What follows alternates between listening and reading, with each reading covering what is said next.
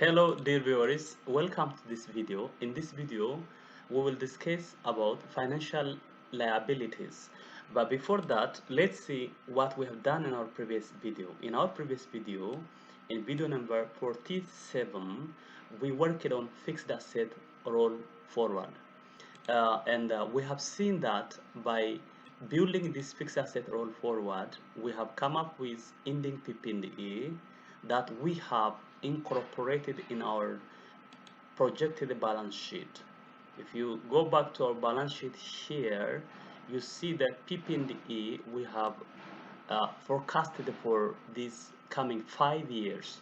So this value was obtained from fixed asset rolling that we have calculated here.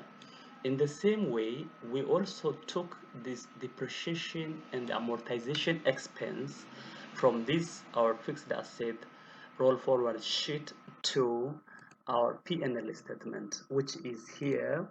If you see here, no, it's here. So these values were obtained from fixed asset roll forward. So if you really follow from the first part, from the first step, it will be much easier and clear for you. In this video, we will discuss how to fill up remaining financial liabilities balance. For example, if I open balance sheet, we have here financial liabilities, and it's not yet filled here. It's not yet forecasted here. So we are going to work on it. Along with this, we are going to work on interest expense. Interest expense, which is in P&L statement, and which is not yet filled here. So we will work on these two items when we deal with financial liabilities. Now let's copy this fixed asset roll forward sheet and then use some of the formats we have here. So I go for I right click and then I go for move or copy. So I click on it and then I create copy, and then it says before sheet, before which sheet. I want it to be just before cash flow statement, so it will be copied here. All right, then I again click on right click and then I rename this sheet as financial liabilities of a company. All right, so this is a financial liabilities sheet. In this sheet, what we are going to use from this format is, okay, the years are okay, the forecast period and the historical years are okay. We're going to change this one. We're going to change this one to financial uh, liabilities.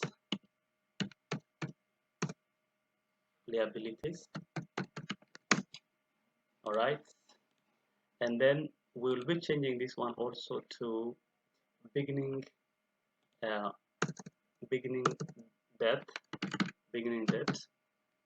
and then this one we also change this one to new debt.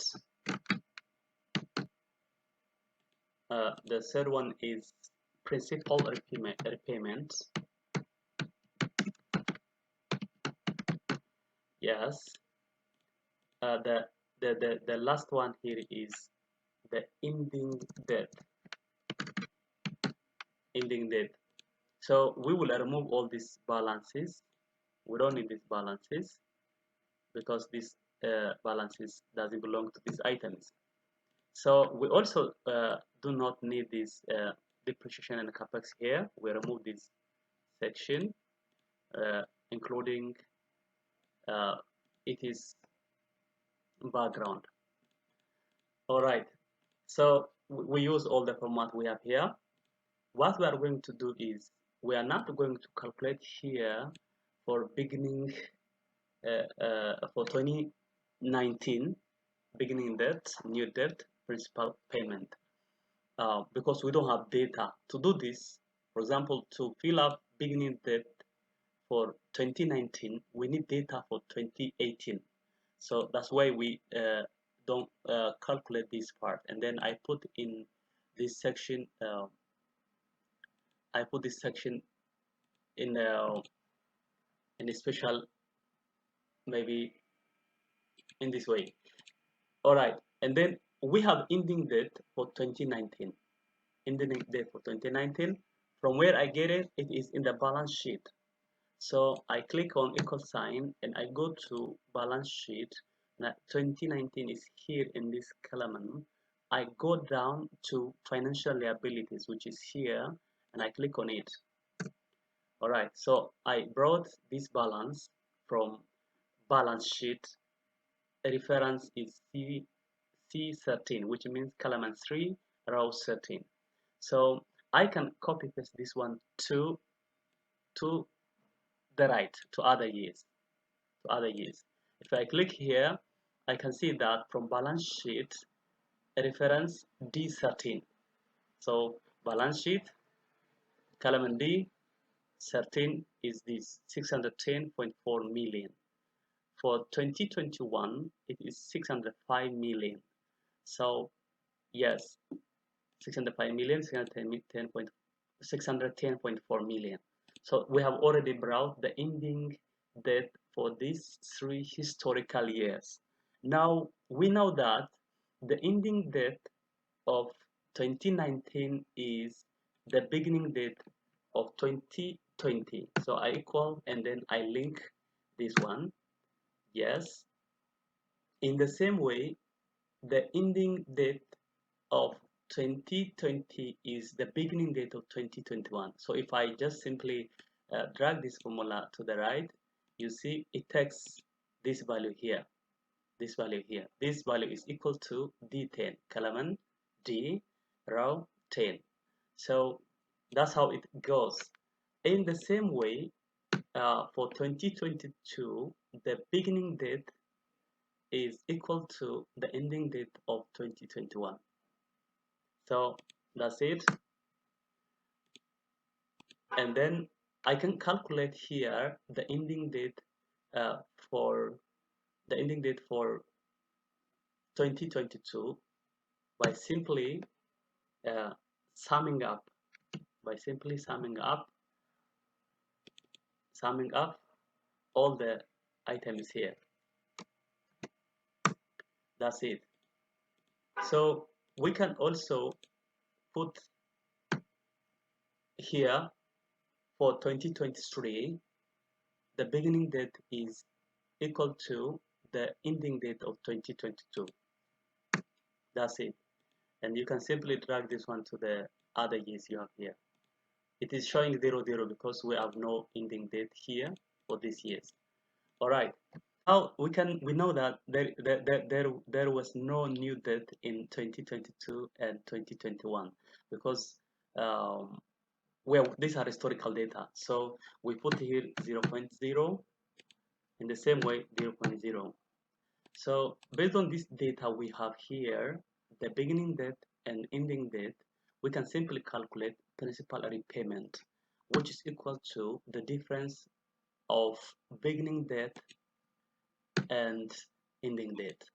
Just subtract the beginning date from the ending date, and then you get the principal paid, repaid to the creditors.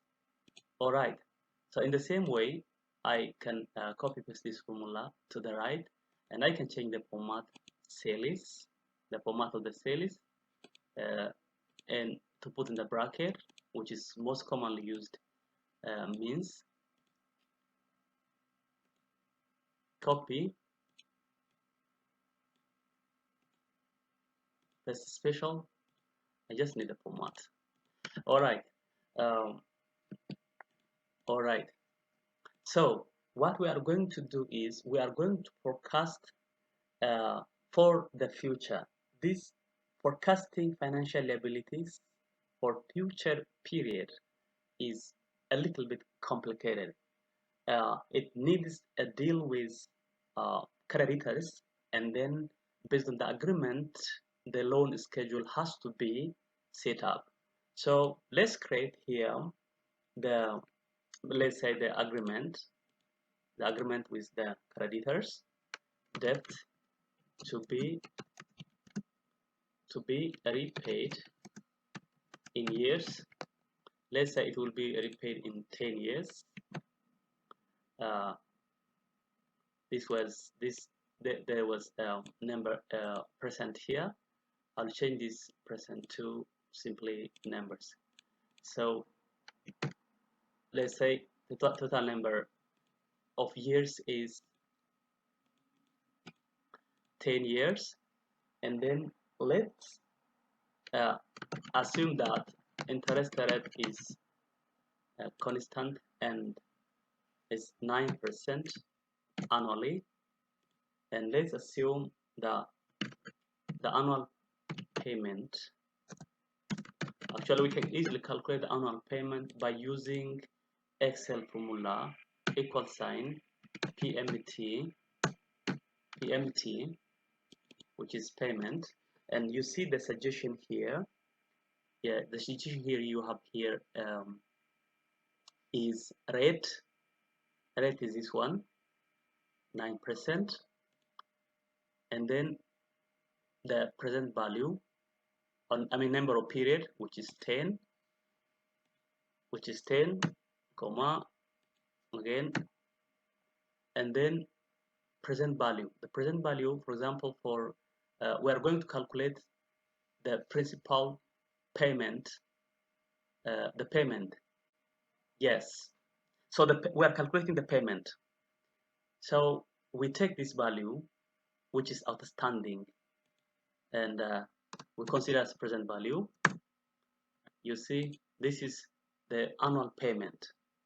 So we have already calculated this annual payment. We can put it under bracket, so that should be similar to other format we are using for a negative number.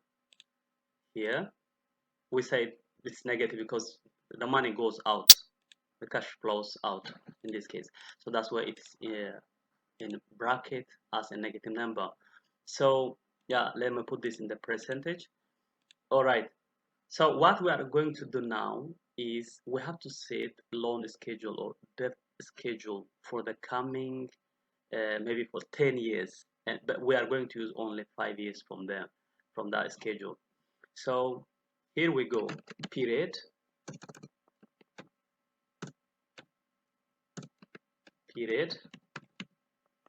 the schedule is for 10 years. It should be fully amortized at the end of 10th year.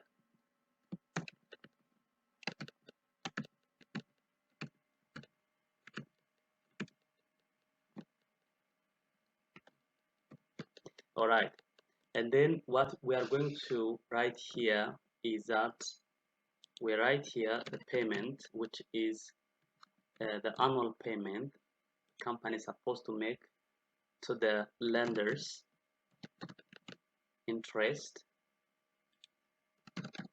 debt repayment, and then the last one is here, residual debt. All right, so let's put this in a different format. I'm gonna use this option. All right, so we know that annually this company is going to pay this much amount of money in total. This amount includes both interest and the principal repaid to the lenders. So it should be constant across all the years here and equal. And then I fix the reference here, so that I should not move when I copy paste to other years. So just drag it to all the years here. That's it. And then we can easily calculate interest by multiplying interest rate, which is 9%, by the outstanding debt, which is 605 million at the end of 2021. So this one here shows the year 2022. So I take the outstanding debt or the ending debt of 2021 to calculate the the interest that's going to be paid in 2022.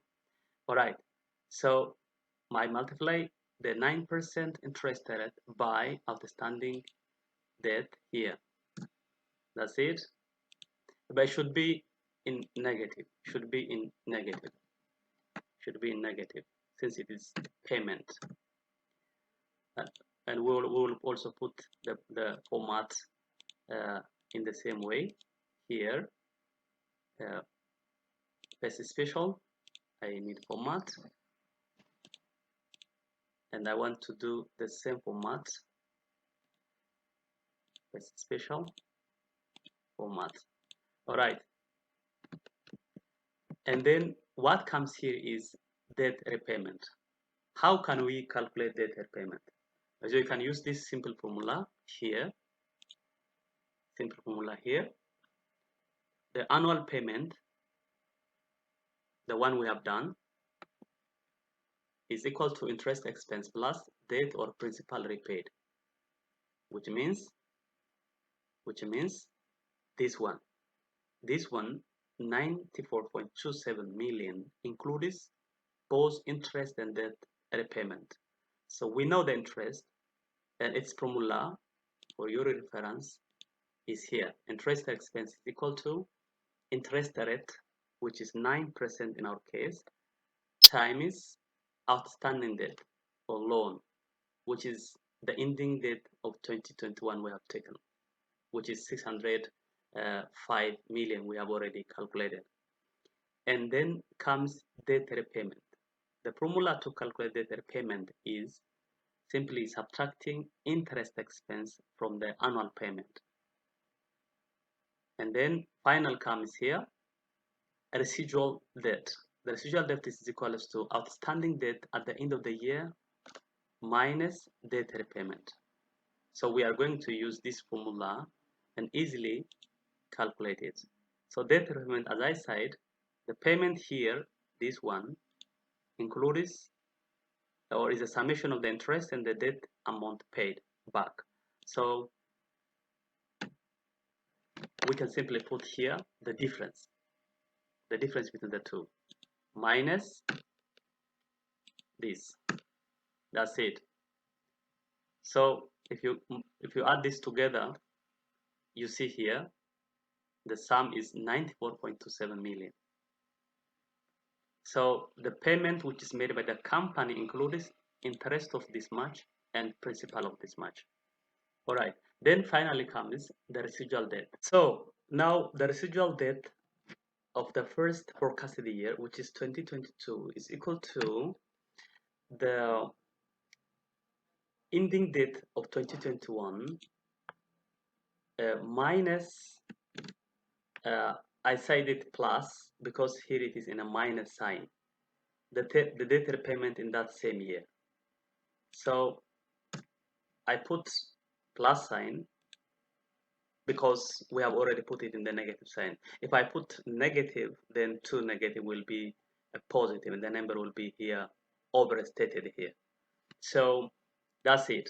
Now what we do here is, for the second forecasted year, we use this residual debt to calculate interest expense with this interest rate.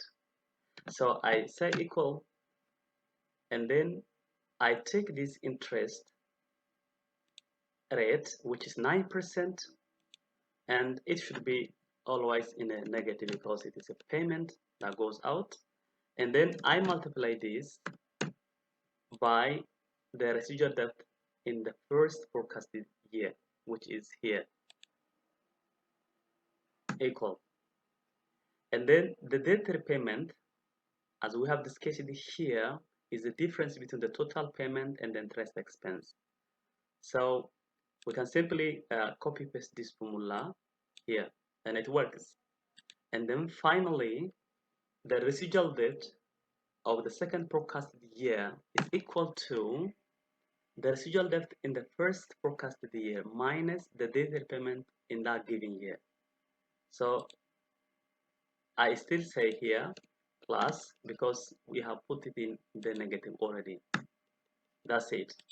So in this way, since we have fixed the interest rate, we haven't fixed the interest rate here, the reference for interest rate, which is D14. You see D14 is interest rate. It should be fixed when we copy paste it to the right. All right, so we can simply copy this to the all the years here. In the same manner, we can copy paste the date, which is simply the difference between the two. Here we go. And then, yes, we can also copy paste this one to the right. That's it. You see, at the end of 10th year, all the debt or the loan is amortized. It's already paid out, including the interest and the principal. And the balance should always be zero here. All right, this shows that our work is correct, and we can connect these values to our uh, financial liabilities schedule here. So in the first year, the principal payments in the 2022, the principal payment will be this one, and then I can simply drag to other years here.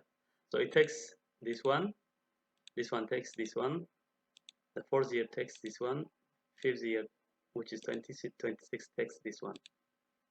All right, and there is no new dates allocated, so we make this same for all. And then, as you see here, this is the summation of the two. The value here at the end of 2022, 565.2 million is the one we calculated here. It immediately adjusted it. So it takes all these values if we simply copy paste this one to the right.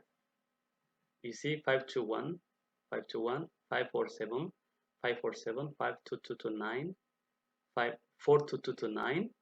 That means 422.9 million. And finally, the fifth year is this one.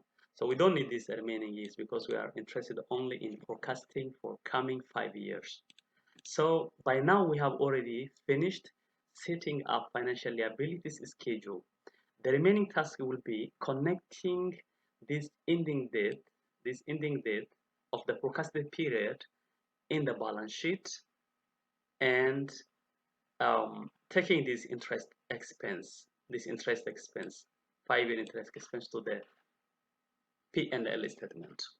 Now let's go to balance sheet and then look for financial liabilities. It's here.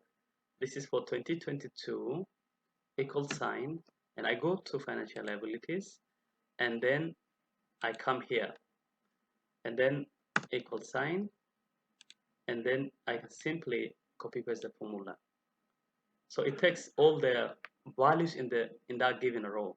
I don't need to fix in this case. I don't need to fix the rows in this case. Yes.